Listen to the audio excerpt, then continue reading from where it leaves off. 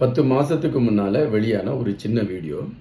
அந்த வீடியோவில் ஒரு காட்சி, ஒரு இராணுவ வீரரை மையப்படுத்திய காட்சி. அதை பார்க்கின்ற பொழுது அப்படியே நம்ம மனசுக்குள்ளே அப்படியே நமக்கே நம்மை அறியாமலே கண்ணீருக்கு வந்தோம். அப்படி தான் ஒரு காட்சி. இந்த இராணுவ வீரர்கள் எவ்வளோ கஷ்டப்பட்டு இந்த தேசத்தை காப்பாற்றுறாங்க அப்படிங்கிறதுக்கு அது ஒரு சாட்சியாக இருந்துச்சு. அதை பற்றி இப்போ சொல்கிறது கூட அது சிறப்பாக தான் இருக்கும் அப்படின்னு நான் நினைக்கின்றேன்.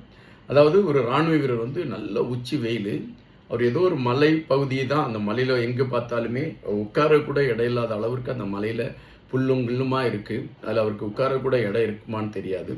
அப்படிப்பட்ட மலைப்பகுதியில் அவர் வந்துகிட்டு இருக்காரு. அங்கேயும் தேடி ஒரு இடத்துல உட்கார்றாரு. அவருக்கு மேலெல்லாம் சொட்டிங்காக இருக்குது. பசி ரொம்ப இருக்கும் போல இருக்குது. எனவே அவர் அந்த கையில் ஒரு சின்ன குட்டி டிஃபன் பாக்ஸ் வச்சுருக்காரு. அந்த டிஃபன் பாக்ஸ் அந்த பாறையில் தட்டி திறக்கிறாரு. அதில் ஏதோ குழம்பு ஏதோ இருக்குது. அப்புறம் மிகவும் கஷ்டப்பட்டு பாக்கெட்லேருந்து ஒரு சுற்றி வச்ச ஒரு கவரை இழுத்து எடுக்கிறாரு. அவரால் எடுக்க முடியல.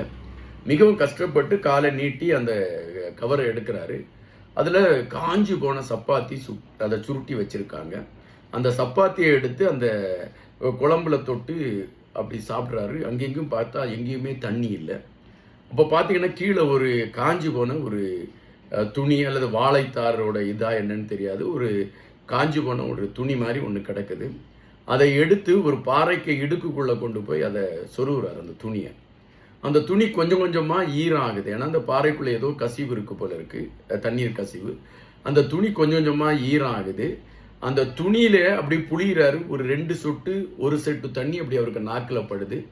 அதை அப்படி வச்சு அந்த சப்பாத்தியை சாப்பிட்டுட்டு அவர் அந்த இடத்துலேருந்து கிளம்பி போகிறது மாதிரி காட்சி. அது உண்மையாக நடந்த சம்பவம். அதை அவர் வீடியோ பிடிச்சாரா இல்லை அவருடைய நண்பர்கள் வீடியோ பிடிச்சாங்களான்னு தெரியாது.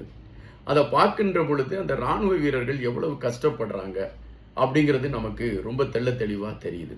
இந்த தேசத்தை காப்பதற்காக ஒவ்வொருவரும் எவ்வளவு தியாகங்கள் செய்கிறாங்க அப்படிங்கிற அந்த காட்சி மனசுக்குள்ள அப்படியே நிழலாடுது. எனவே அது சார்ந்து இந்த பதிவு உங்களுக்கு கண்டிப்பாக தேவைப்படும், அல்லது ஒரு இராணுவ வீரனுடைய தியாகத்தை நம்ம உணர்ந்துக்கணும் அப்படிங்கிறதுக்காக தான் இந்த பதிவை நான் உங்களோடு பேசியிருக்கேன். பிடிச்சிருந்தா ஒரு லைக் போடுங்க. பிடிக்கலன்னா அடுத்த களத்தை நோக்கி நகருங்கள். பார்க்கலாம்.